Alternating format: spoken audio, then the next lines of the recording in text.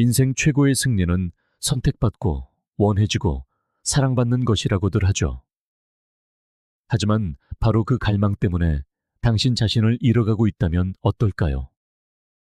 애정을 쫓는 그 행위가 가장 느린 형태의 자기 파괴라면요. 당신은 누군가를 곁에 두기 위해 자신을 구부리고 움츠리고 본능의 목소리를 잠재웁니다. 하지만 그래도 늘 부족하죠. 그들이 떠났을 때 왜 그토록 아픈지 아시나요? 마음 깊은 곳에서 당신이 그들을 자신의 가치를 재는 척도로 삼았기 때문입니다. 인정받고 싶다는 희망으로 그들을 바라볼 때마다 당신의 일부가 조금씩 사라져 갔던 겁니다. 이건 사랑이 아닙니다.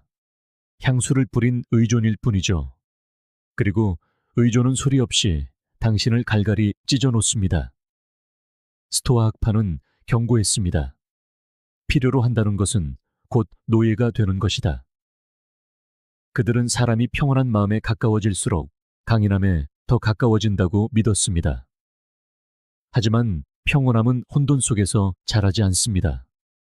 고독 속에서 자라나죠. 당신이 흔들림 없이 홀로 설 수 있을 때까지 당신은 언제나 타인의 부재에 휘둘릴 수밖에 없을 것입니다. 이 영상은 당신을 위로하기보다 직면하게 할 겁니다. 선택받기를 갈망하는 당신의 일부를 묻어버리기 전까지는 온전한 주체가 될 수 없기 때문입니다. 타인을 위한 삶을 멈추고 자신을 되찾을 준비가 되었다면 레이세 채널을 구독하고 혼돈 대신 명료함을, 환상 대신 진실을, 부드러운 인정의 사슬 대신 자유를 선택한 이 순간을 기록하세요. 당신은 행복이 다른 누군가가 당신을 알아봐주고 선택하고 받아들여주는 순간 시작된다고 들어왔습니다.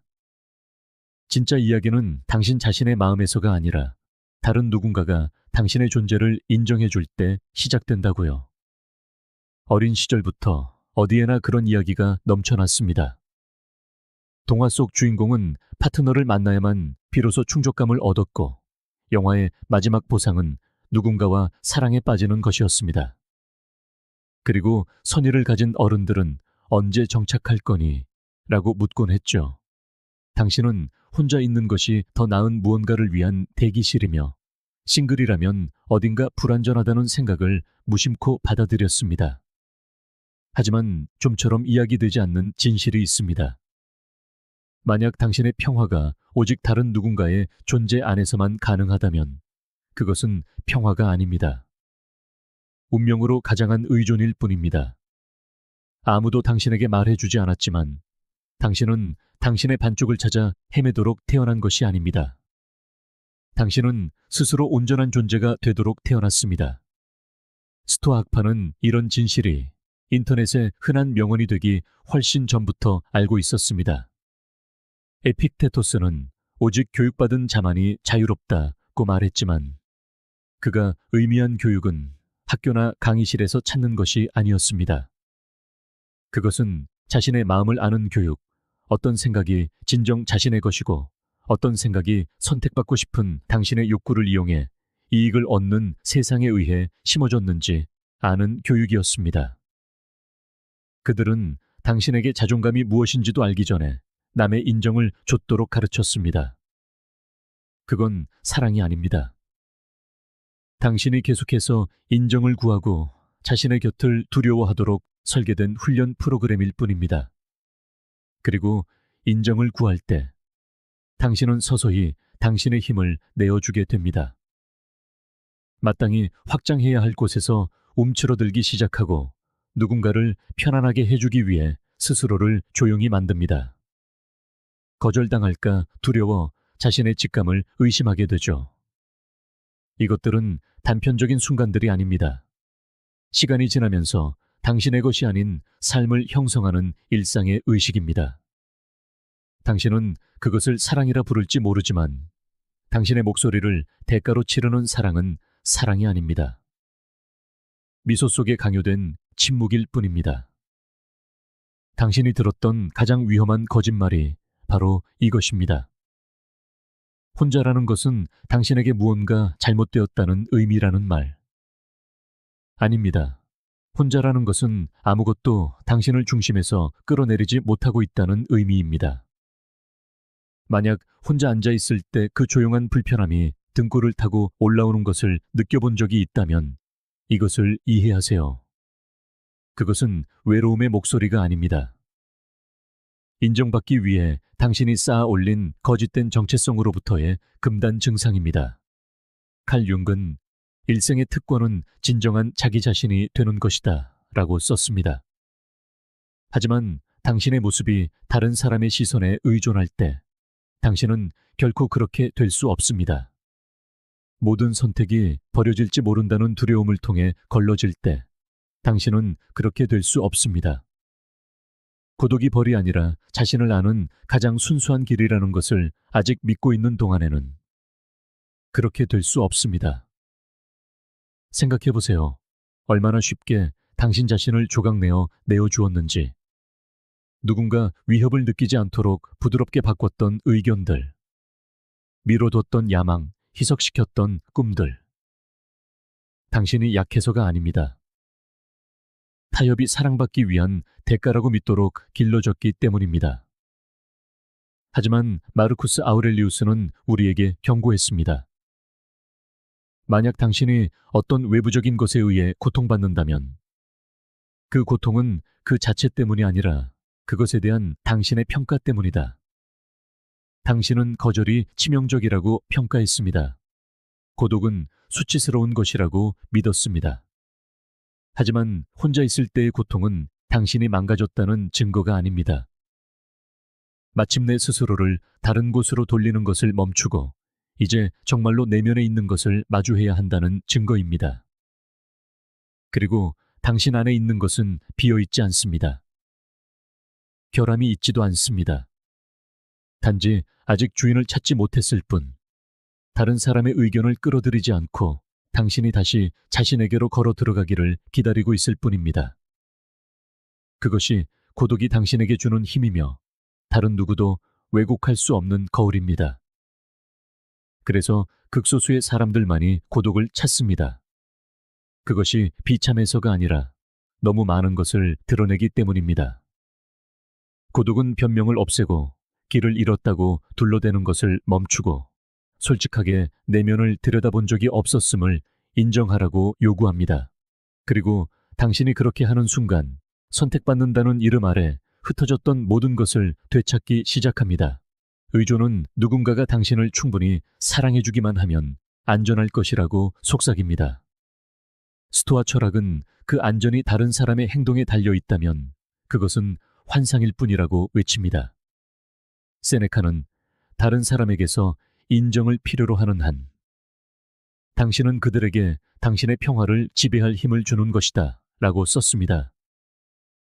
그리고 평화는 붙잡는 데서 발견되는 것이 아닙니다. 놓아주는 데서 발견됩니다. 남에게 보여줘야 한다는 필요를 놓아주고 당신의 가치가 다른 사람의 관심에 따라 오르내린다는 생각을 놓아주고 당신이 마주하기 싫어하는 것을 사랑이 해결해 줄 것이라는 환상을 놓아주는 것입니다. 당신은 선택받을 필요가 없습니다. 당신은 선택해야 합니다. 불편함 속에 가만히 서 있기를 선택하고 거짓의 겹을 벗겨내기를 선택하고 누군가가 나타나 당신에게 가치 있다고 느낄 허락을 해주기를 기다리는 것을 멈추기를 선택해야 합니다. 그것은 강인함이 아닙니다. 항복입니다. 그리고 만약 당신의 사랑에 대한 정의가 당신의 자유를 포기하는 것을 포함한다면 이제 그 정의를 다시 쓸 때입니다. 진실은 당신은 결코 불완전하지 않았다는 것입니다. 당신은 방해받았을 뿐입니다. 진짜 인생은 다른 누군가가 당신이 중요하다고 말해줄 때 시작된다는 수년간의 이야기에 의해 당신 자신으로부터 멀어졌을 뿐입니다. 하지만 당신의 삶은 보류 상태가 아닙니다. 바로 지금 이 침묵 속에서 아무도 지켜보지 않는 공간에서 그리고 당신이 기다려왔다고 생각했던 모든 것이 이미 당신 안에 있는 바로 그곳에서 일어나고 있습니다. 스토아 학파는 초연함을 도피로써 가르치지 않았습니다. 명료함으로써 가르쳤습니다. 두려움 없이, 필요 없이, 집착 없이 자신과 함께 앉아 있을 수 있는 것, 그것이 바로 자유입니다. 그러니 혼자라고 해서 당신이 망가진 것이 아님을 아세요. 당신은 단지 그 거짓말을 잊어가는 과정에 있을 뿐입니다. 사랑이 당신을 구원할 것이라고 말했던 모든 부드러운 노래와 달콤한 약속 아래 묻혀있던 진실을 이제 막 듣기 시작했을 뿐입니다. 하지만 당신은 구원받도록 태어난 것이 아닙니다. 당신은 온전한 주체가 되도록 태어났습니다. 그리고 주체적인 삶은 사랑받는 것에서 오는 것이 아니라 더 이상 사랑받을 필요가 없어질 때 비로소 시작됩니다. 아무도 사랑받기 위해 당신이 치를 덱에 대해 말해주지 않았습니다. 그것은 결코 극적이거나 한꺼번에 일어나는 희생이 아닙니다. 느리고 조용하며 거의 눈에 띄지 않죠. 갈등을 피하기 위해 하지 않았던 말, 누군가를 불편하게 만들까봐 접어두었던 꿈, 까다로워 보이지 않으려고 무디게 만든 경계선. 당신이 대수롭지 않게 넘겼던 순간들 속에서 일어납니다. 처음에는 이런 것들이 굴복처럼 느껴지지 않습니다. 배려, 타협, 혹은 사랑처럼 느껴지죠. 하지만 하나하나가 당신의 자아감을 갉아먹다가 어느 날 아침 눈을 떴을 때 거울에 비친 사람이 낯설게 느껴집니다. 당신이 변해서가 아니라 당신이 마모되었기 때문입니다. 다른 사람에게서 인정을 찾기 시작하면 당신은 자신의 몸 밖에서 살기 시작합니다. 그들이 어떻게 받아들일지에 따라 결정을 바꾸고 너무 과하거나 멀어 보이지 않도록 에너지와 타이밍, 진심을 조절합니다.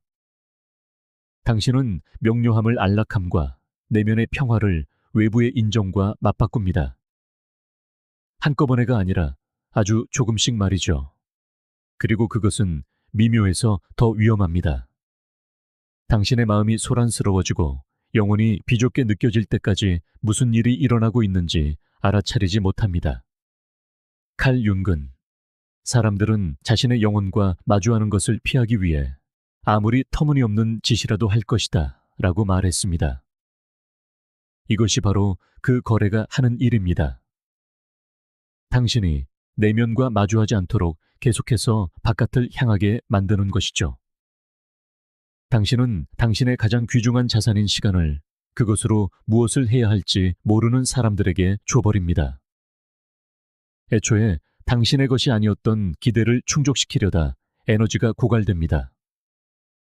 그들이 가치, 사랑, 확신 같은 무언가를 되비춰 주길 바라며 다른 사람들에게 쏟아붓습니다.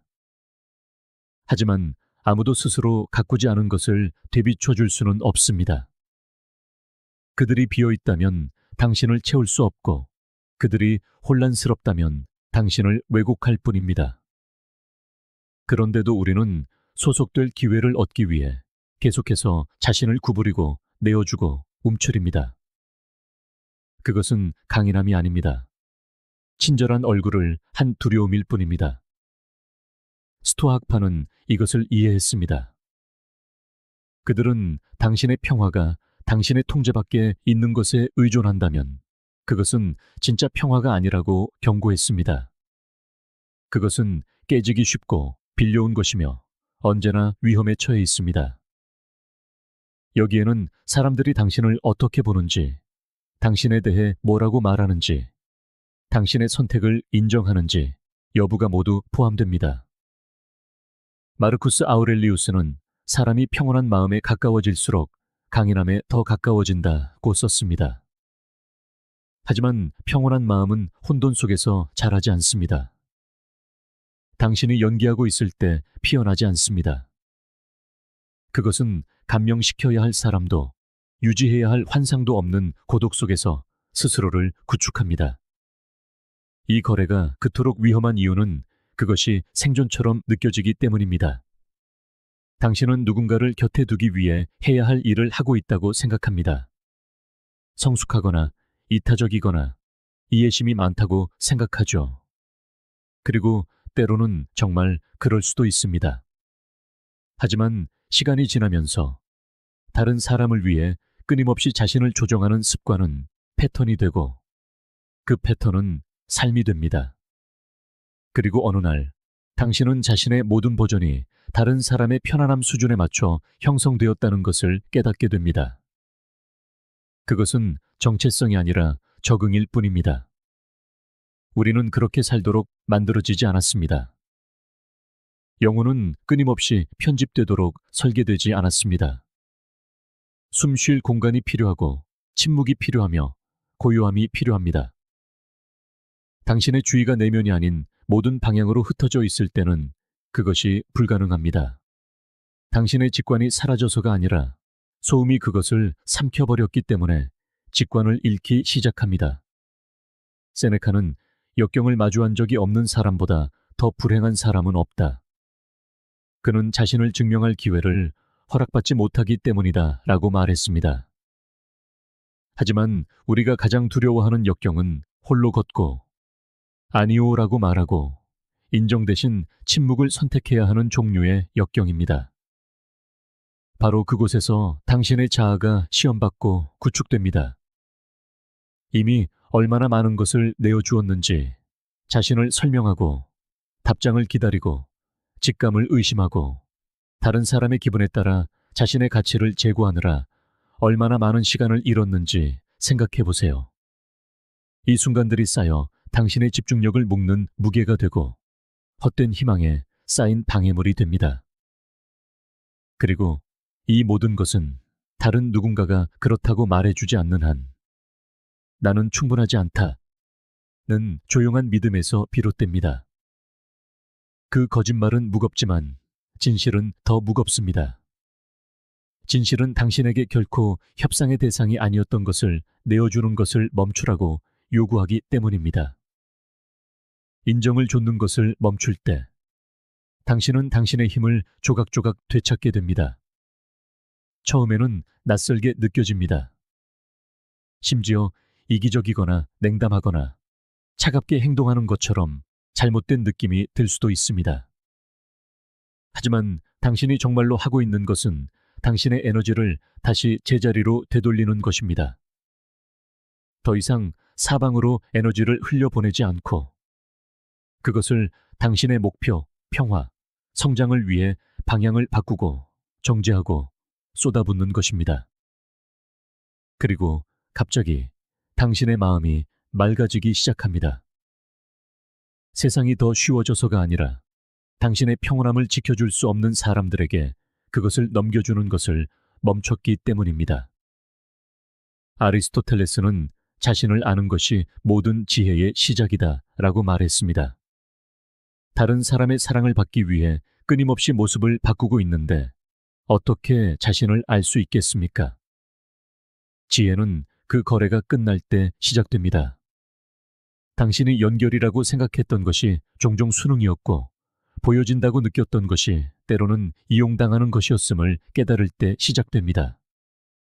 그리고 마침내 당신의 가치가 얼마나 많이 희생하느냐에 따라 증가하는 것이 아니라 당신의 중심을 얼마나 잘 지키느냐에 따라 증가한다는 것을 이해할 때 바로 그때 모든 것이 변합니다. 이것은 사람들을 밀어내는 것에 대한 이야기가 아닙니다. 당신 자신을 다시 끌어당기는 것에 대한 이야기입니다. 외치지도 구걸하지도 입맛에 맞게 자신을 조정하지도 않는 종류의 힘, 폭풍 속에서도 자신이 누구인지 알기 때문에 굳건히 서 있는 그런 종류의 힘을 구축하는 것에 대한 이야기입니다. 그 거래를 멈추면 다른 사람들이 당신을 어떻게 대하는지가 아니라 당신이 스스로를 어떻게 대하는지에서 즉시 차이를 느끼게 될 것입니다. 당신의 가치를 협상하는 것을 멈추고 과도하게 설명하는 것을 멈추고 마치 버려도 되는 것처럼 당신의 내면의 평화를 넘겨주는 것을 멈출 것입니다. 그것이 신성하다는 것을 알게 될 테니까요. 그리고 진실은 당신이 스스로에게 주지 않는 것을 아무도 당신에게 줄 수 없다는 것입니다. 사랑도, 명료함도, 평화도 말이죠. 그런 것들은 누군가가 당신을 선택할 때 오는 것이 아닙니다. 당신이 길 잃기를 선택하는 것을 멈추는 순간 시작됩니다. 그러니 여기서 그 거래를 끝내세요. 침묵이 돌아오게 하세요. 평온한 마음을 당신의 다추로 삼고 당신의 강인함이 얼마나 많은 것을 잃을 의향이 있는지에서가 아니라 결코 내어주어서는 안 될 것을 얼마나 깊이 기억해냈는지에서 말하게 하세요. 대부분의 사람들이 자신을 바쁘게 만드는 데는 이유가 있습니다. 항상 음악을 틀어놓고 알림이 울리고 화면이 빛나는 이유가 있죠. 침묵 속에서는 낯선 무언가가 떠오르기 시작하기 때문입니다. 불편함, 아픔, 수년간 듣지 못했던 목소리. 그 목소리는 소음 아래 묻혀있던 당신의 진짜 자아입니다. 그리고 고독은 그 목소리가 말하는 법을 아는 유일한 장소입니다. 하지만 세상은 당신에게 혼자 있는 것은 문제이며 침묵은 실패와 같고 아무도 전화하지 않으면 아무도 신경 쓰지 않는 것이라고 가르쳤습니다. 그래서 당신은 그것으로부터 도망칩니다. 자신을 다른 곳으로 돌리고 단지 조용함을 피하기 위해 너무 오래 머물러서는 안 될 곳에 머무릅니다. 하지만 당신을 무너뜨리는 것은 침묵이 아닙니다. 당신을 무너뜨리는 것은 그 안에서 자기 자신을 만나는 것에 대한 두려움입니다. 고독은 벌이 아닙니다. 그것은 열과 압력, 그리고 정죄의 장소인 도가니입니다. 모든 거짓된 것이 녹기 시작하고 당신의 가면이 녹아내리고 당신을 산만하게 하던 것들이 무너져 내리고 오직 진실만이 남는 곳입니다. 기대될 때 미소 짓는 당신의 버전도 아니고 가치 있음을 연기하는 버전도 아닌 생존하기 위해 숨겨왔던 날 것 그대로의 미완성의 아픈 버전 말입니다. 그 버전은 팔로워도 박수도 인정도 필요로 하지 않습니다. 당신의 관심을 필요로 합니다. 당신의 존재를 필요로 합니다. 당신이 도망치는 것을 멈추고 그동안 계속 말하려고 했던 것을 들을 수 있을 만큼 충분히 오래 가만히 앉아 있기를 필요로 합니다. 하지만 이것이 대부분의 사람들이 피하는 것입니다. 고독은 모든 것을 드러내기 때문입니다. 당신이 묻어둔 분노, 무감각하게 만든 슬픔, 너무 일찍 포기한 꿈들. 이런 것들은 당신이 다른 것에 정신이 팔려 있을 때는 나타나지 않습니다. 오직 고요함 속에서만 찾아옵니다. 그리고 바로 그것이 고독을 용광로로 만드는 이유입니다. 그것은 위로하지 않습니다. 변화시킵니다. 자아를 장식하지 않습니다. 그것을 갈갈이 찢어 놓습니다. 하지만 만약 당신이 그 불길 속에 머물 수 있다면 무감각해지거나 도망치거나 다른 사람의 손을 잡고 싶은 충동을 이겨낼 수 있다면 당신은 깨지지 않는 무언가를 가지고 반대편으로 나오게 될 것입니다. 인정 위에 세워진 정체성이 아니라 고독 속에서 단련된 정체성을 말이죠. 그것은 다른 누군가에 의해 주어진 것이 아니기 때문에 당신에게서 빼앗아갈 수 없는 종류의 존재감입니다. 그것은 당신이 누구이고 누구가 아닌지에 대한 가장 어려운 진실과 마주하며 홀로 보낸 시간 속에서 만들어지고 얻어지고 조각된 것입니다. 사람들은 고독을 공허함과 연관짓기 때문에 두려워합니다. 하지만 그것은 공허함이 아닙니다. 공간입니다. 생각하고, 기억하고, 질문하고, 재건할 공간. 아무도 지켜보지 않는다면, 아무도 기대하지 않는다면, 당신의 선택에 대해 보상하거나 벌을 줄 사람이 아무도 없다면, 당신은 어떤 사람일지 스스로에게 물어볼 공간. 그리고 가장 중요한 것은 당신이 그 사람을 알아볼 수 있을까? 그에 대한 답이 모든 것을 말해줍니다. 마르쿠스 아우렐리우스는 사람은 자신의 영혼보다 더 조용하고 평온한 안식처를 찾을 수 없다고 썼지만 우리 대부분은 그 문을 두드려 본 적조차 없습니다.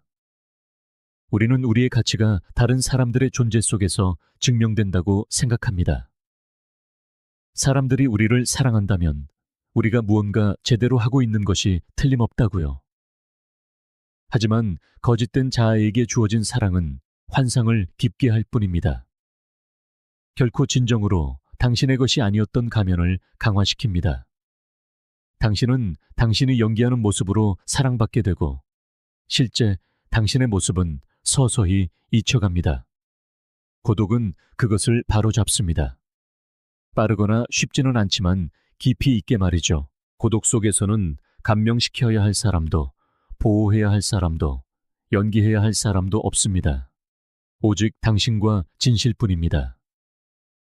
이것이 고독이 처음에는 무겁게 느껴지는 이유입니다. 당신이 무시해왔던 모든 것의 무게를 짊어지고 있기 때문입니다. 하지만 무게가 항상 짐이 되는 것은 아닙니다. 그것은 저항이며 저항은 힘이 길러지는 방식입니다. 세네카는 우리는 현실보다 상상 속에서 더 많이 고통받는다고 말했습니다. 혼자 있는 것에 대한 상상 속의 고통이 종종 실제 경험보다 더 나쁩니다. 당신이 고독 속에서 발견하는 것은 공허함이 아니라 명료함입니다. 당신의 직관의 메아리가 점점 더 커지는 것이고 당신의 집중력이 돌아오는 것이며 당신이 결코 길을 잃었던 것이 아니라 단지 자신의 방향을 듣기에는 너무 많은 소음에 둘러싸여 있었다는 깨달음입니다. 당신이 고독 속에 앉아있는 법을 배울 때 이상한 일이 일어나기 시작합니다. 당신은 예전만큼 많은 것을 필요로 하지 않게 됩니다. 자신을 설명하는 것을 멈추고 자신의 가치를 증명해야 한다는 강박감을 느끼지 않게 됩니다. 이제는 이론이 아니라 경험으로 그것을 알기 때문입니다. 당신은 영이라는 화장 없이, 칭찬이라는 장식 없이, 다른 사람의 의견이라는 안전망 없이 자신을 보았고 여전히 더 강하고 더 날카롭고 더 단단하게 서 있습니다. 고독을 마주할 수 있는 사람은 흔들리지 않게 됩니다. 고통을 느끼지 않아서가 아니라 더 이상 그것을 두려워하지 않기 때문입니다. 그들은 불길을 마주했고 그 안에 머물렀으며 군중이 복제할 수 없는 것, 즉 자기 소유, self-possession을 가지고 나타났습니다. 당신은 더 이상 당신을 보지 않는 사람들을 좇지 않습니다. 당신을 고갈시키는 곳에 에너지를 주지 않습니다. 침묵 속에서, 고요함 속에서, 가면이 떨어지고 진실이 떠오르는 신성한 장소에서 이미 스스로에게 가치를 증명했기 때문에 더 이상 누구에게도 그것을 증명하려 하지 않습니다. 그것이 고독의 선물입니다. 그것이 고독이 용광로인 이유입니다. 그러니 만약 당신이 아무도 전화하지 않고 보이지 않는 것처럼 느껴지고 밤이 조용하고 낮이 길게 느껴지는 계절에 있다면 그것으로부터 도망치지 마세요. 그 안으로 걸어 들어가세요. 이곳이 당신의 힘의 장소입니다. 이곳에서 소음이 끝나고 진짜 이야기가 시작됩니다. 그들이 당신을 위해 쓴 이야기가 아니라 당신이 항상 살았어야 할 그 이야기가 말입니다. 그것은 너무나 미묘하게 시작되어 거의 알아차리지 못합니다. 칭찬 한마디에 기분이 들뜨고 눈길 한 번에 심장이 뛰고 읽고 답장 없는 메시지에 몇 시간 동안 자신의 가치를 의심합니다. 그리고 서서히 의도치 않게 당신은 결코 그것을 감당할 수 없는 사람들에게 당신의 힘을 넘겨주게 됩니다. 당신은 그들의 반응을 통해 자신을 보기 시작합니다. 그들의 침묵은 당신의 수치심이 되고 그들의 인정은 당신의 정체성이 됩니다. 당신이 충분한지, 중요한지, 보이지 않는 존재가 아닌지에 대한 확인을 기다립니다. 하지만 외부에서 오는 인정은 변장한 도둑과 같습니다. 따뜻함처럼 느껴지지만 당신의 불꽃을 훔쳐갑니다. 당신은 누군가를 실망시키지 않기 위해 마음속으로는 아니오를 외치면서도 예라고 말합니다. 오해받을까 두려워 당신을 고갈시키는 곳에 머무릅니다. 남에게 맞추는 것이 받아들여지기 위한 대가라고 생각하기 때문에 당신의 의견, 직감, 필요를 침묵시킵니다. 그리고 그동안 당신의 삶은 연기가 됩니다. 좋아 보이기 위해 행해진 작은 배신들의 집합이 되는 것이죠. 당신이 약해서가 아니라 홀로 서는 데서 오는 강인함을 결코 배우지 못했기 때문입니다. 당신은 남에게 보여지는 것이 목표라고 배웠지만 스토아 학파는 더 잘 알고 있었습니다. 옛 현인들은 경고했습니다. 박수갈채나 타인의 의견, 인정과 같은 외부의 것들이 당신의 평화를 흔들 수 있다면 당신은 그것에 소유된 것이라고. 그리고 당신을 소유한 모든 것은 당신을 약하게 만듭니다. 마르쿠스 아우렐리우스는 말했습니다. 당신은 외부의 사건이 아닌 당신의 마음에 대한 힘을 가지고 있다. 이를 깨달으면 힘을 얻을 것이다. 하지만 대부분의 사람들은 결코 그러지 못합니다. 그들은 누군가 자신을 가치 있다고 이름 붙여주기를 계속해서 기다립니다. 칭찬이나 인간관계를 통해 언젠가 자신감이 배달되기를 바라며 외상으로 맡겨둡니다. 하지만 당신의 정체성이 타인이 당신을 대하는 방식에 의존한다면 그 정체성은 언제나 불안정할 것입니다. 당신은 끊임없이 자신을 조정하고 모습을 바꾸고 타인의 시선을 통해 자신의 가치를 협상하게 될 겁니다. 그것은 자신감이 아닙니다. 겸손이라는 옷을 입은 의존성일 뿐입니다. 인정받고 싶은 욕구는 당신의 명료함을 앗아갑니다. 단지 다른 누군가가 인정하지 않았다는 이유만으로 당신이 진실이라고 알고 있던 것마저 의심하게 만듭니다. 당신은 자신의 방향에 대해 재고하기 시작하고 성장을 미룹니다. 혼란스러워서가 아니라 당신이 첫 발을 내디뎠을 때 누군가 박수 쳐주지 않았기 때문입니다. 당신은 옳다고 느껴지는 것 대신 좋아 보이는 것을 선택하기 시작합니다. 칼 융은 이렇게 썼습니다. 세상은 당신에게 누구냐고 물을 것이다. 만약 당신이 스스로 알지 못한다면 세상이 당신에게 말해줄 것이다. 그리고 세상이 당신에게 말해주는 것은 진실이 아닌 유행과 여론, 그리고 편의에 의해 만들어진 것입니다. 인정에 대한 갈망은 당신 스스로 답해야 할 질문을 타인에게 묻도록 훈련시킵니다. 이것이 더 위험한 이유는 인정받는다는 느낌이 무척이나 달콤하기 때문입니다. 그것은 안전함처럼 소속감처럼 느껴집니다. 하지만 당신의 진실을 대가로 치르는 소속감은 진정한 소속이 아닙니다. 그것은 감옥입니다. 타인의 인정을 위해 살 때 당신은 스스로를 인정할 능력을 포기하게 됩니다. 당신은 자신의 직감을 믿는 법을 잊고 자기 자신의 목소리를 잃어버립니다. 시간이 흐르면 내면의 침묵은 너무나도 커져서 애초에 당신이 무엇을 원했는지조차 기억할 수 없게 됩니다. 그것이 바로 보여지기를 갈망하는 것에 대한 진짜 대가입니다. 당신 자신이 사라지는 것, 그리고 가장 고통스러운 부분은 사람들이 그것을 감지한다는 것입니다. 당신이 온전해지기 위해 그들의 인정이 필요할 때 그들은 그것을 알아챕니다. 의식적으로는 아닐지라도 무언가 미묘하게 변합니다. 당신의 존재는 협상의 대상이 되고 당신의 자존감은 그들의 기분에 좌우됩니다. 존중받는 대신 그저 용납되는 존재가 됩니다. 당신이 부족해서가 아니라 당신 스스로가 자신의 가치를 모른다는 인상을 주었기 때문입니다. 당신이 홀로 서는 법을 잊을 때 다른 사람들은 당신의 존재를 소중히 여기는 법을 잊습니다. 그것이 바로 역설입니다. 당신이 보여지기를 더 간절히 원할수록 당신은 더욱 투명한 존재가 됩니다. 세네카는 말했습니다. 어디에나 있는 자는 어디에도 없는 것이다. 당신의 관심이 항상 타인이 당신을 어떻게 인식하는지에 쏠려 있다면 당신이 실제로 누구인지에 쏟을 관심은 남아있지 않습니다. 당신의 에너지는 흩어지고 의지는 희석됩니다. 강점이 될 수 있었던 것은 망설임이 되어버립니다. 인정에 대한 갈망은 당신을 현재에서 끌어내어 기쁘게 하고 감동시키고 거절을 피하려는 끝없는 공연 속으로 밀어넣습니다. 그리고 그 무대 위에 오래 머무를수록 걸어 나오기는 더욱 어려워집니다. 하지만 당신은 걸어 나올 수 있습니다.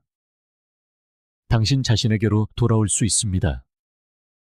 박수갈채보다 당신 자신의 목소리를, 혼란보다 당신 자신의 명료함을, 인기보다 당신 자신의 길을 선택하는 과정을 시작할 수 있습니다.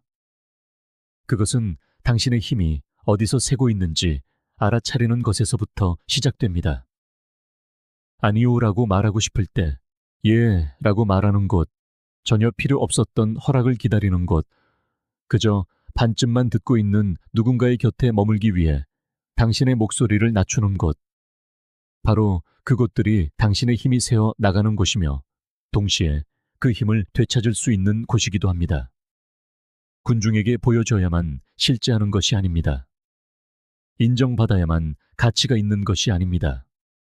다른 사람들에게 받아들여져야만 당신 자신에게 속할 수 있는 것이 아닙니다. 어떤 방에서든 가장 강력한 사람은 더 이상 누구에게도 아무것도 증명할 필요가 없는 사람입니다. 오만함 때문이 아니라 깊고 단단하며 흔들리지 않는 존재감에서 비롯된 것입니다. 그것은 보여달라고 애원하지 않는 존재감입니다. 그저 존재할 뿐이며 결코 무시될 수 없습니다. 소크라테스는 말했습니다. 자기 자신을 찾으려면 스스로 생각하라. 하지만 당신이 계속해서 누가 보고 있는지 곁눈질한다면 명확하게 생각할 수 없습니다. 당신의 기반이 끊임없이 변하는 여론의 파도 위에 세워져 있다면 견고한 무언가를 지을 수 없습니다. 당신은 멈춰 서야 합니다. 고요해져야 합니다. 그리고 스스로에게 물어야 합니다. 아무도 보고 있지 않을 때 나는 누구인가?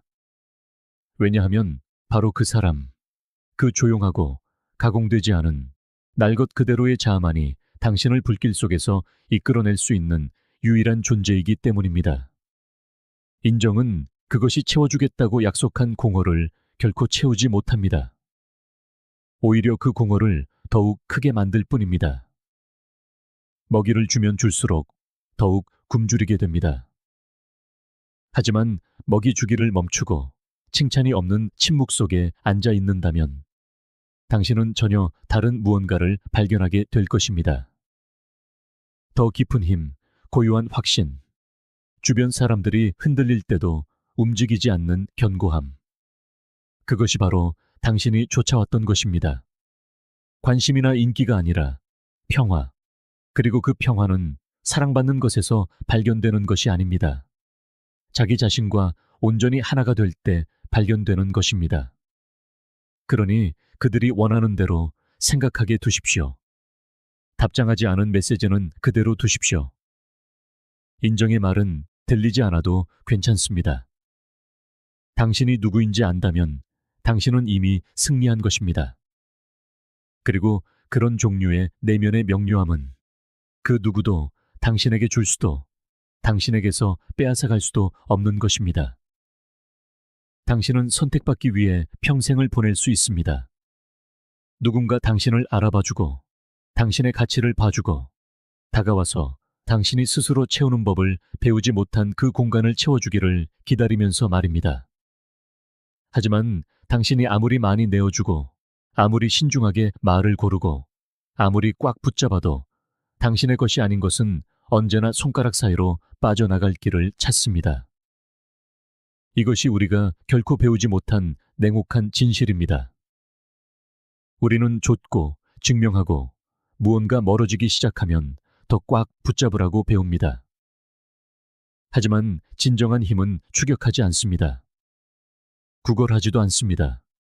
그저 놓아주고 억지로 끌어당길 필요 없이 무엇이 곁에 남는지 지켜볼 뿐입니다. 놓아준다는 것은 쓰라림이나 벽을 쌓는 것에 관한 것이 아닙니다. 그것은 자존감에 관한 것입니다.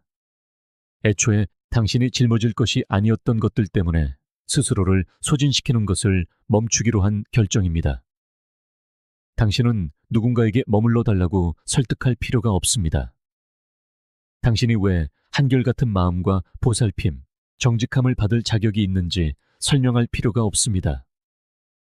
언젠가 상대방이 최소한의 것을 돌려주리라는 희망 속에 계속해서 더 많은 자신을 내어줄 필요가 없습니다. 당신의 운명인 것은 당신을 알아볼 것입니다. 당신이 있는 그 자리에서 당신을 만날 것입니다. 연기도, 타협도, 위장도 필요하지 않을 것입니다. 만약 이 세 가지가 모두 필요하다면 그것은 애초에 운명적인 만남이 아니었습니다. 그저 거래였을 뿐입니다. 외부로부터 당신이 소중하다는 증거가 더 이상 필요 없어지는 순간 당신은 누구도 건드릴 수 없는 존재가 됩니다. 바로 거기서부터 변화가 시작됩니다. 고통이나 실망이 없는 상태가 아니라 그것에 대응하는 방식에서 말입니다. 움츠러드는 대신 당신은 고요히 머무릅니다. 좇는 대신 잠시 멈춥니다. 누군가의 마음을 얻으려 애쓰는 대신 당신 자신을 되찾습니다. 이것은 단순히 마음가짐이 아니라 모든 것에 영향을 미치는 결정입니다. 당신이 스스로에게 말하는 방식, 혼돈으로부터 걸어 나오는 방식, 당신의 에너지를 마치 신성한 것처럼 보호하는 방식. 실제로도 그렇기 때문입니다. 에픽테토스는 말했습니다. 자유는 인생에서 유일하게 가치 있는 목표다. 그것은 우리의 통제 밖에 있는 것들을 무시함으로써 얻어진다. 당신은 누가 머물고 누가 떠날지 통제할 수 없습니다. 누군가 당신을 어떻게 보는지 또는 그들이 당신의 깊이를 이해할지 여부도 통제할 수 없습니다. 하지만 당신은 그들의 부재에 어떻게 반응할지는 통제할 수 있습니다. 그 공간을 절망이나 소음, 인정에 대한 갈망으로 채우지 않기로 선택할 수 있습니다. 아무도 보고 있지 않을 때에도 당신의 평화를 계속해서 쌓아 올리기로 선택할 수 있습니다. 그리고 그 조용한 결정 속에서 당신은 흔들리지 않는 존재가 됩니다. 세상은 당신에게 독신으로 지내는 것이 무언가 빠져 있다는 의미라고, 고독은 진짜를 위한 대기 장소일 뿐이라고 설득하려 할지 모릅니다. 하지만 진실은 이렇습니다. 고독은 당신의 삶을 지연시키는 것이 아니라 오히려 드러내줍니다. 그것은 다른 사람의 손을 잡기 전에 자신의 손을 잡는 법을 가르쳐 줍니다. 당신의 마음, 시간, 존재는 그것을 받을 자격이 없는 누구에게나 주어져서는 안 된다는 것을 상기시켜 줍니다. 독신으로 지낸다는 것은 당신이 마음을 닫았다는 의미가 아닙니다. 당신의 왕좌를 지키는 법을 배웠다는 의미입니다. 모두가 당신의 식탁에 앉을 자격이 있는 것은 아니며 사랑이 당신의 왕관을 버릴 변명이 될 수 없다는 것을 배웠다는 의미입니다. 더 이상 자신을 설명하려 애쓰지 않고 자신의 가치를 위해 논쟁할 필요를 느끼지 않으며 그저 자신이 누구인지를 아는 사람에게는 조용한 힘이 있습니다. 그는 이해받기 위해 서두르지 않습니다. 이것이 바로 주권의 시작입니다. 모든 것을 다 알아냈기 때문에 오는 것이 아니라 흐르지 않는 것을 억지로 만들려 하지 않기 때문에 오는 것입니다. 그것은 해류에 맞서 수영하는 것을 멈추고 마침내 강물이 당신을 언제나 가야 할 곳으로 데려가도록 내버려 둘 때 솟아나는 평온함입니다. 세네카는 썼습니다. 현명한 사람은 자기 자신에게 만족한다. 그리고 그런 종류의 만족감은 수동적인 체념이 아닙니다. 그것은 용감한 항복이며 당신의 평화가 당신의 손이 닿지 않는 것들에 의해 좌우되는 것을 거부하는 것입니다. 놓아준다는 것은 당신을 그곳에서 만날 준비가 전혀 되어 있지 않았던 누군가와 함께 상상했던 미래를 놓아주는 것을 의미합니다. 어떤 사과도 과거를 다시 쓸 수 없으며 아무리 노력해도 불균형 위에 세워진 것을 고칠 수 없다는 것을 받아들이는 것을 의미합니다. 누군가 마침내 당신을 봐주리라는 희망 속에 과도하게 주는 순환을 멈추는 것을 의미합니다. 쉽지 않습니다. 부드럽지도 않습니다. 당신이 하게 될 가장 힘든 일일지도 모릅니다. 하지만 또한 가장 해방적인 일이기도 합니다. 왜냐하면 그 놓아줌의 순간에 당신은 자기 자신에게로 돌아올 수 있기 때문입니다. 칼 융은 말했습니다. 나는 내게 일어난 일이 아니다. 나는 내가 되기로 선택한 것이다. 그리고 누구도 건드릴 수 없는 존재가 된다는 것은 무감각해지는 것이 아닙니다. 명확해지는 것입니다. 당신이 무엇을 받을 자격이 있는지, 더 이상 무엇을 용납하지 않을 것인지, 덜 외롭지만 더 길을 잃은 듯한 느낌을 주는 무언가를 붙잡기 위해 얼마나 많이 자신의 필요를 배신했는지에 대해 명확해지는 것입니다. 그리고 그 명료함이 찾아올 때 무언가 변하기 시작합니다. 당신은 다르게 걷고 다르게 말하기 시작합니다. 더 이상 침묵을 설명으로 채우기 위해 서두르지 않습니다. 누군가 떠날 때 더 이상 무너지지 않습니다. 당신의 가치는 다른 사람이 쥐어주거나 빼앗아갈 수 있는 것이 아니라는 것을 압니다. 이것이 바로 누구도 건드릴 수 없는 존재의 시작입니다. 갑옷이 아니라 진실로, 거리가 아니라 분별력으로. 당신은 누구도 당신에게 상처를 줄 수 없기 때문이 아니라 더 이상 누구도 당신을 혼란스럽게 할 수 없기 때문에 건드릴 수 없는 존재가 됩니다. 다른 사람들이 그렇지 않을 때에도 당신은 당신이 누구인지 압니다. 다른 사람들이 시험하려 할 때에도 당신은 당신의 경계를 압니다. 그것이 되돌아오지 않을 때에도 당신은 당신의 가치를 압니다. 그것이 당신을 위험하게 만드는 것입니다. 다른 사람들에게가 아니라 한때 당신을 부술 힘을 가졌던 모든 것들에게. 그러니 놓아주십시오. 이해받고 싶은 욕구를 놓아주십시오. 혼자가 되는 것에 대한 두려움을 놓아주십시오. 가까움을 통해 당신의 가치를 증명해야 한다는 압박감을 놓아주십시오. 당신의 평화는 방어할 필요가 없습니다.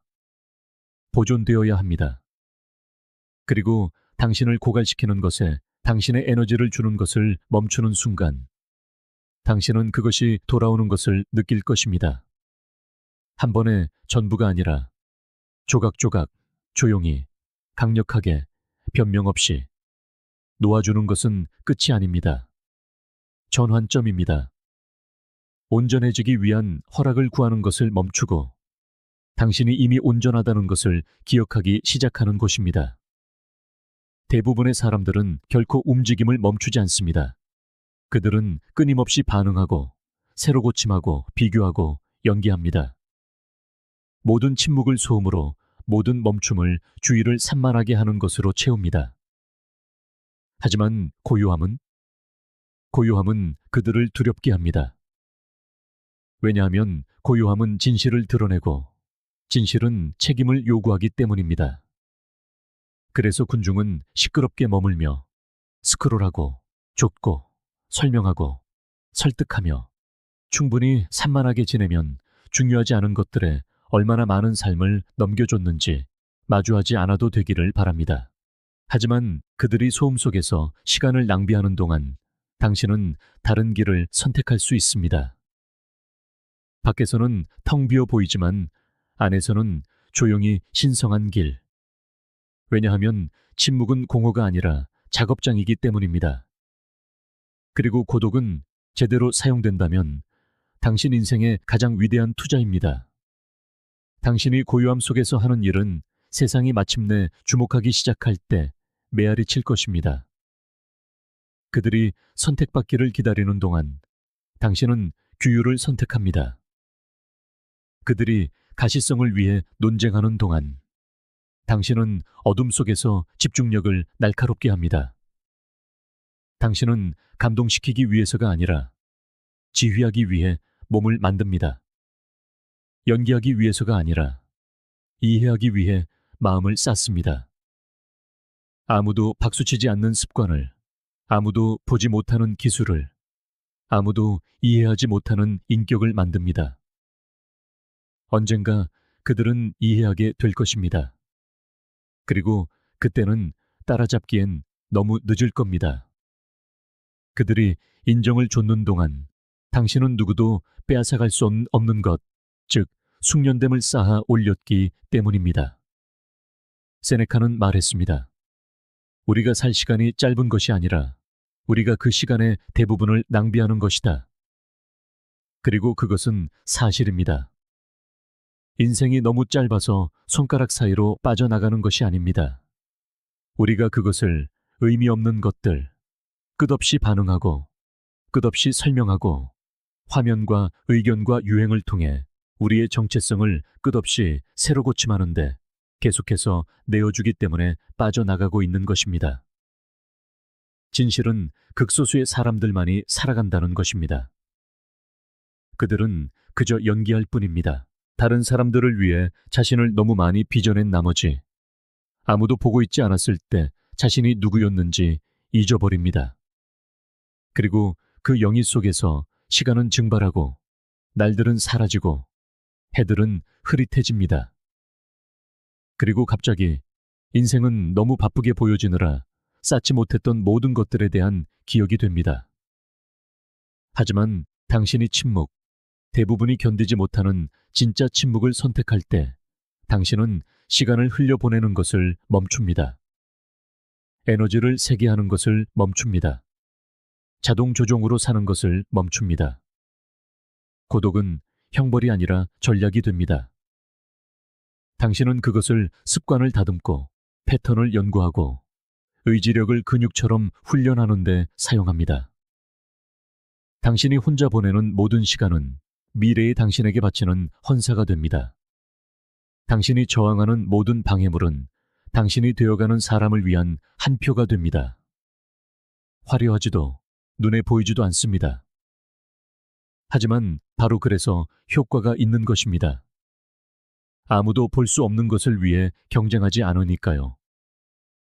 개인적으로 일을 해내는 것에는 강력한 무언가가 있습니다. 당신은 박수갈채를 위해 짓는 것이 아닙니다. 인내, 명료함, 주권을 위해 짓는 것입니다. 스토아 학파는 이것을 알았습니다. 마르쿠스 아우렐리우스는 썼습니다. 선한 사람이 어떠해야 하는지에 대해 더 이상 시간을 낭비하지 마라. 그저 그런 사람이 되어라. 그리고 이것이 바로 그것에 관한 것입니다. 선함을 연기하는 것이 아니라 그것을 구현하는 것. 잠재력에 대해 말하는 것이 아니라 그것을 형성하는 것. 힘을 꿈꾸는 것이 아니라 조용히 반복적으로 허락을 구하지 않고 그것을 얻는 것. 당신이 고독 속에서 보내는 시간은 당신의 우위가 태어나는 곳입니다. 다른 사람들이 반응하며 사는 동안 당신은 의도를 창조합니다. 그들이 영감을 기다리는 동안 당신은 추진력을 생성합니다. 그리고 그들이 가치 있다고 느끼기 위해 주목받는 것에 의존하는 동안 당신은 관심이 전혀 필요 없는 상태로 초연해집니다. 왜냐하면 보여질 필요가 없는 사람은 무시할 수 없는 존재가 되기 때문입니다. 고개를 숙이고 쌓아 올리는 사람들에게는 조용한 힘이 있습니다. 비명을 지르지 않는 존재감. 하지만 그것이 마침내 도착했을 때 모든 것이 변합니다.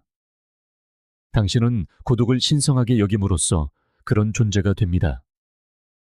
유행이라서가 아니라 세상이 당신의 마음을 오염시키기 전에 그것을 차지할 더 많은 시간을 주기 때문에 일찍 일어납니다. 다른 사람들에게 깊은 인상을 주기 위해서가 아니라 당신이 생각하는 방식을 다듬기 위해 읽습니다.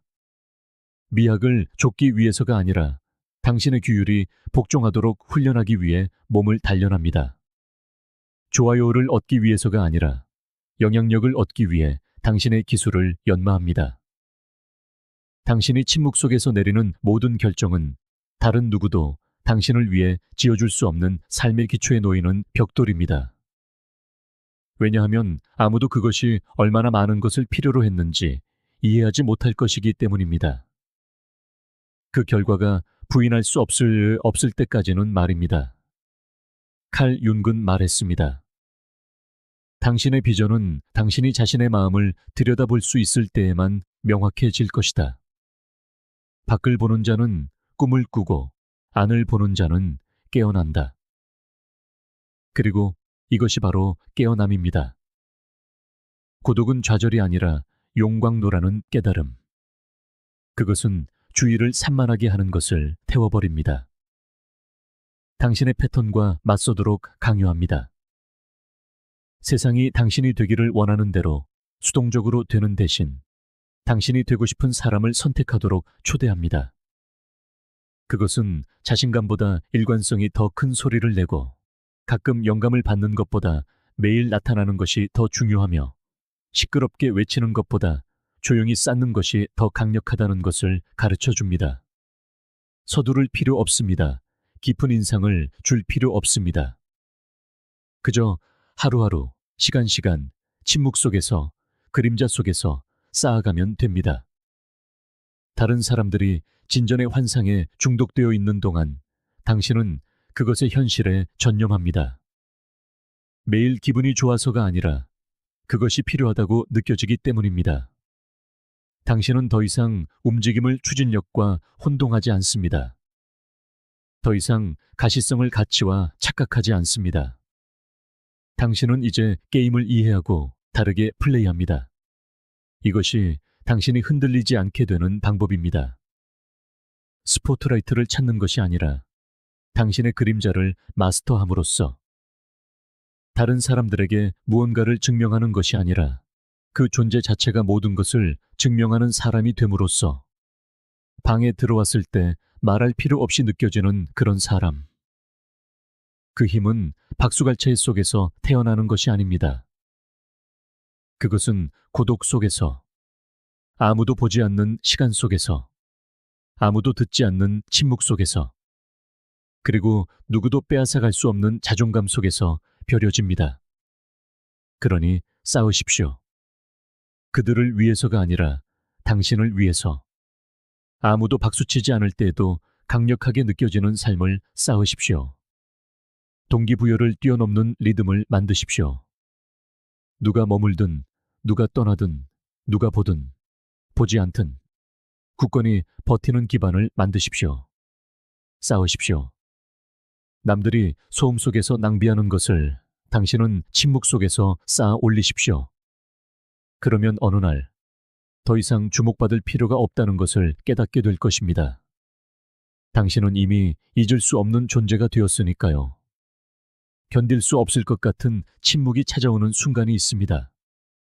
무겁고 조용한 순간. 하루가 저물고 아무도 연락하지 않고 소란이 잦아들고 당신의 생각만이 남았을 때 스며듭니다. 그리고 그 공간에서 당신은 그것을 느낍니다.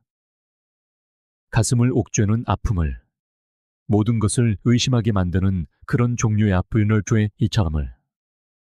어쩌면 그 아픔은 당신의 가치를 보지 못했던 누군가에게 돌아가도록 유혹할지도 모릅니다. 어쩌면 혼자 있는 것이 실수라고, 당신이 느끼는 이 불편함이 당신이 이 길에 맞지 않는다는 증거라고 속삭일지도 모릅니다. 하지만 그 고통, 그 아픔은 당신의 적이 아닙니다. 그것은 당신이 통과해야 할 입구입니다. 그것은 변화로 가는 길에 당신이 걸어 들어가는 문입니다. 대부분의 사람들은 그것으로부터 도망칩니다. 하지만 당신은 그러지 않을 것입니다. 고통은 당신을 부수기 위해 나타나는 것이 아니라 무엇이 여전히 당신을 소유하고 있는지, 당신이 여전히 무엇에 집착하고 있는지, 당신이 아직 치유하지 못한 것이 무엇인지 보여주기 위해 나타납니다. 그것은 아첨하거나 거짓말하지 않는 거울입니다. 그리고 당신이 그 앞에 충분히 오래 서 있으면 무언가 변합니다. 당신은 당신의 패턴을 보기 시작합니다. 더 이상 당신에게 도움이 되지 않는 습관들, 계속해서 반복하는 순환들, 당신 자신의 공허함과 마주하기를 피하기 위해 좇는 사람들. 그것은 약점이 아닙니다. 그저 신호이고 계기이며 진입점일 뿐입니다. 당신이 도망치는 것을 멈추고 그 불편함과 함께 앉기로 결심하는 순간 모든 것이 변하기 시작합니다. 당신은 듣기 시작합니다. 외부의 소음이 아니라 주의 산만함에 의해 잠겨있던 내면의 조용한 목소리를.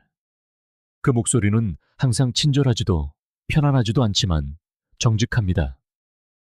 그리고 그 정직함이 당신을 자유롭게 합니다. 왜냐하면 진실 속에서 당신은 대부분이 결코 깨닫지 못하는 것을 깨닫기 때문입니다. 고통은 벌이 아닙니다. 당신의 스승입니다. 칼 융은 말했습니다. 고통 없이는 의식에 이를 수 없다. 당신이 되어야 할 사람이 되는 길은 아플 것입니다. 하지만 그것은 당신이 아닌 누군가로 남아있는 것보다 훨씬 덜 아플 것입니다. 모두가 힘을 원하지만 그것을 만드는 압력을 기꺼이 마주하려는 사람은 거의 없습니다. 모두가 명료함을 원하지만 그것을 맑게 하는 폭풍을 기꺼이 통과하려는 사람은 거의 없습니다. 당신은 편안함, 향수, 누군가의 품속에 있는 안전의 환상에 유혹받을 것입니다. 하지만 편안함이 항상 치유는 아닙니다. 때로는 그저 지연일 뿐입니다. 때때로 당신이 되돌아가려는 사람들은 애초에 당신이 발전하는 것을 막았던 바로 그 사람들입니다. 그리고 그것이 바로 시험입니다. 아픔이 타오르는 동안 가만히 머무를 수 있습니까? 그 공허함 속에 앉아 당신이 이미 벗어난 것들로 그것을 채우려는 충동에 저항할 수 있습니까? 대부분의 사람들은 바로 그 지점에서 무너집니다. 불편함을 잠재우기 위해 누군가에게, 그 누구에게라도 손을 뻗지만 그것은 자신의 성장을 잠시 멈추는 행위에 불과합니다. 그들은 빠르게 새로운 관계로 나아가고 다시 누군가에게 사랑받고 다 극복한 척 행동하는 것이 치유라고 생각합니다. 하지만 고통은 결코 사라지지 않습니다. 그저 기다릴 뿐입니다. 또 다른 고요한 밤, 또 다른 멈춤, 또 다른 침묵의 순간을 기다립니다. 당신이 마침내 그 고통을 정면으로 마주하기 전까지 고통은 당신의 주인이 됩니다. 스토아 학파는 이 사실을 이해했습니다. 그들은 고통 그 자체가 문제가 아니라고 가르쳤습니다. 진짜 문제는 고통과의 관계입니다. 우리가 그것을 이용하는지 아니면 회피하는지, 그 안에 담긴 교훈에 저항하는지 아니면 그 교훈을 통과하며 더 나은 사람으로 성장하는지 말입니다. 고통은 압력이며 압력은 다이아몬드를 만들어냅니다. 왕관의 무게를 먼저 느껴보지 않고서 왕관을 쓰려 해선 안 됩니다. 무너지지 않고 폭풍우를 견뎌내보지 않고서 자신의 삶을 지휘하려 해서도 안 됩니다. 진정한 평화는 고통이 없는 상태가 아닙니다. 고통이 당신을 관통하는 동안에도 굳건히 중심을 지킬 수 있는 능력입니다. 불편함이 실패를 의미하는 것이 아니라 당신이 성장하고 있음을 의미한다는 것을 아는 것입니다. 세네카는 말했습니다. 노동이 육체를 단련시키듯 역경은 정신을 단련시킨다. 그런데 우리는 왜 우리를 더 강하게 만드는 것으로부터 도망치려 할까요? 고통은 온전한 현존을 요구하기 때문입니다. 고통은 당신이 무감각해지거나 도망치거나 남을 탓하는 것을 멈추고 상처를 똑바로 들여다보기를 요구합니다. 그런 종류의 현존은 드물지만 바로 그곳에 힘이 존재합니다. 일단 그것을 이해하면 고통은 지배력을 잃습니다. 고통은 더 이상 괴로움이 아닌 당신을 빚어내는 조각칼이 됩니다. 나약함이 아닌 순수한 정련의 과정이 됩니다. 고통 속으로 더 깊이 들어갈수록 당신은 자신의 힘이 어떻게 구축되는지 그 구조를 보기 시작합니다. 당신은 더 이상 무너지지 않습니다.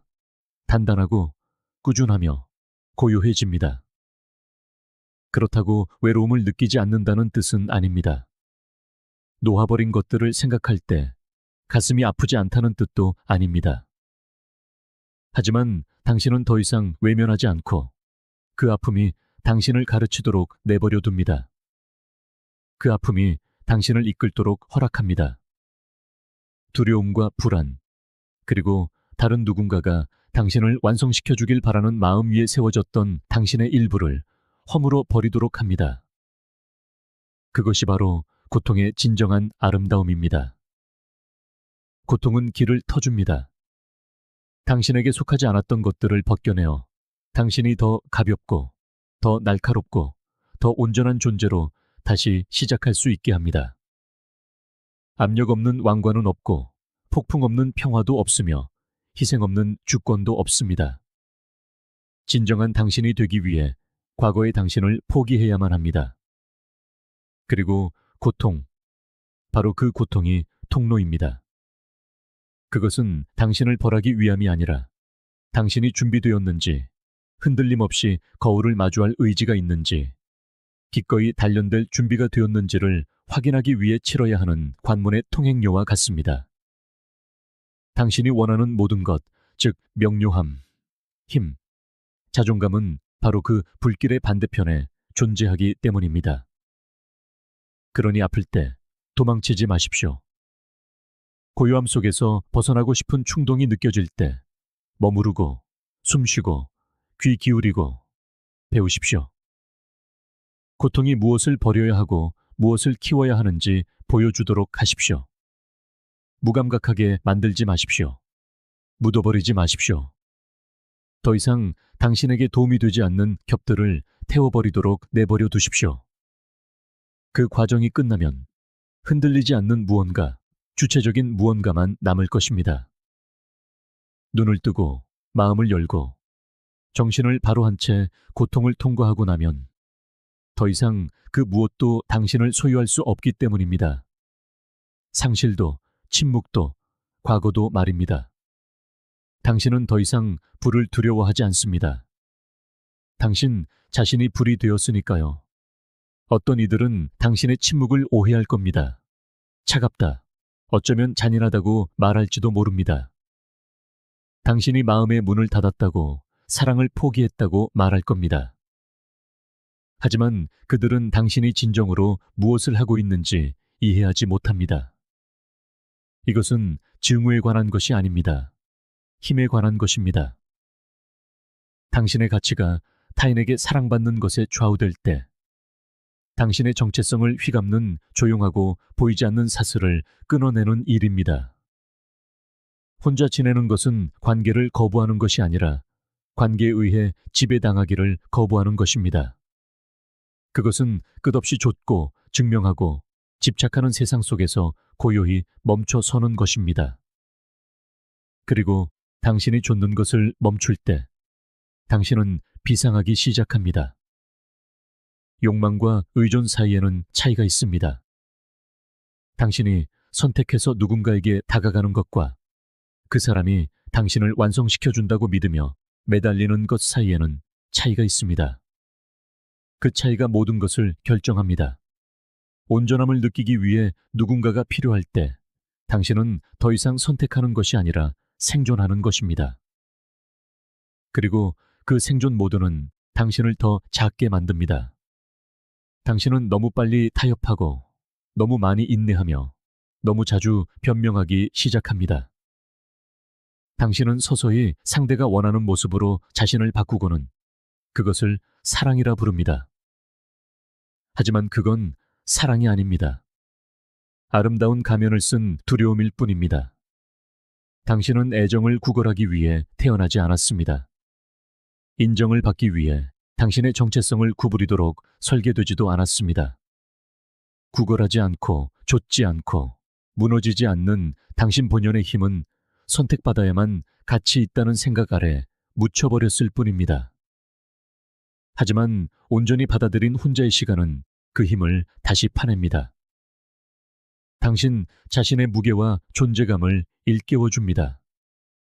결코 외부에 맡겨서는 안 될 당신 자신의 가치와 다시 연결시켜줍니다. 세네카는 말했습니다. 용감한 자는 자유롭다.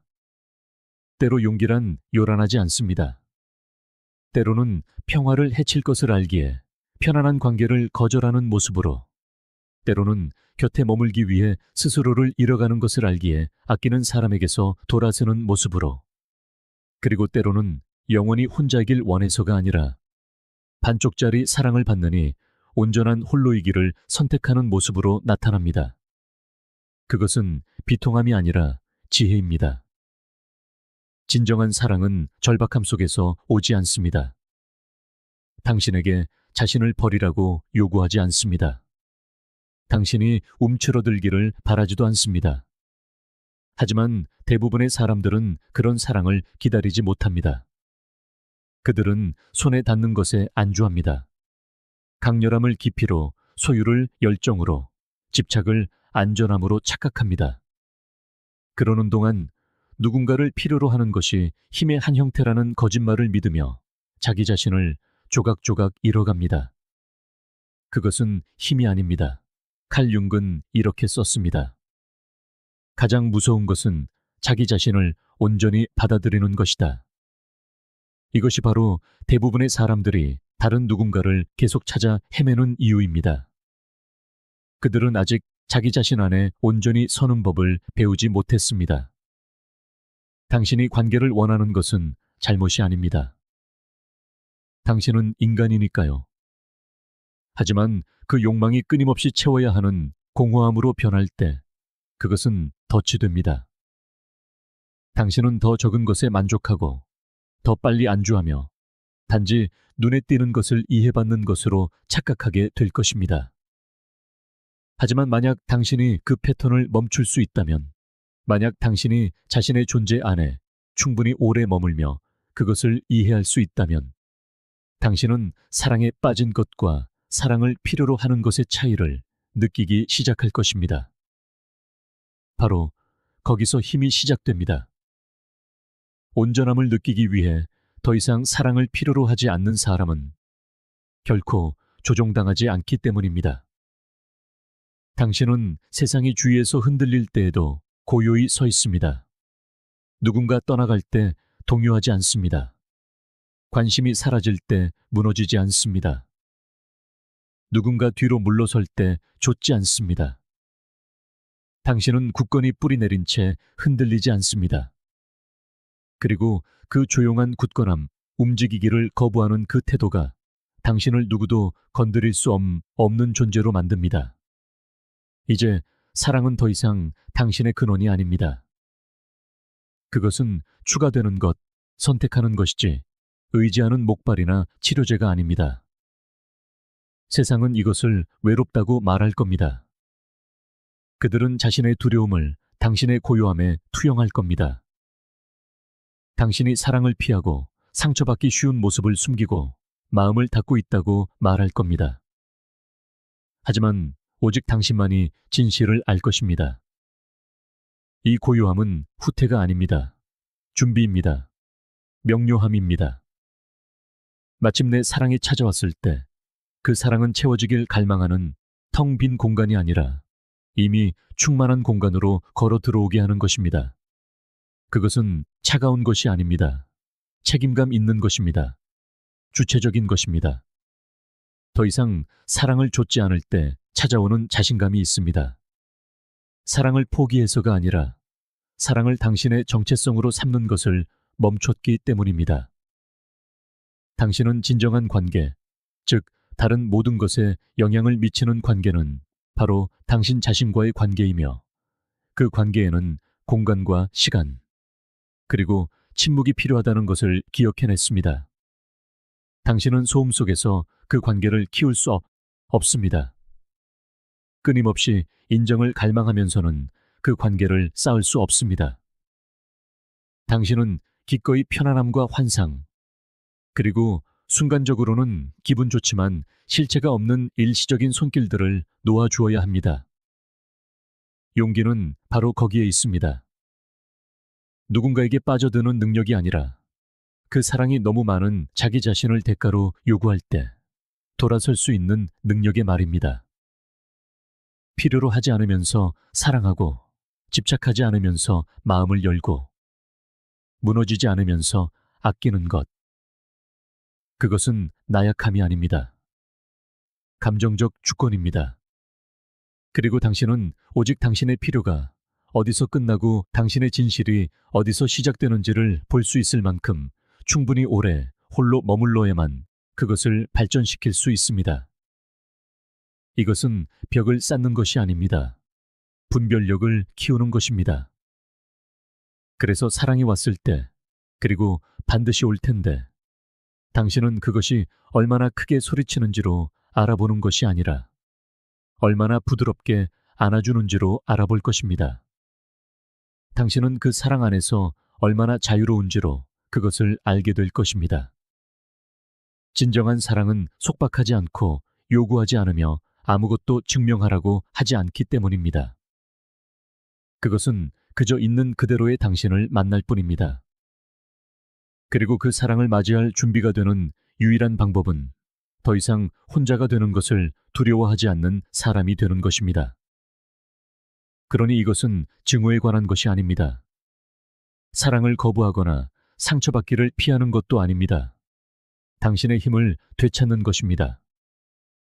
한때 친밀함이라는 환상을 위해 내주었던 당신, 자신의 조각들을 되찾는 것입니다. 그리고 필요로 여겨지는 것을 사랑받는 것으로 착각하기를 거부하는 것입니다. 그것을 이해할 때 당신은 애정을 구걸하는 것을 멈추고 마치 세상이 언제나 당신을 주목해야만 했던 것처럼 굳건히 서기 시작할 것입니다.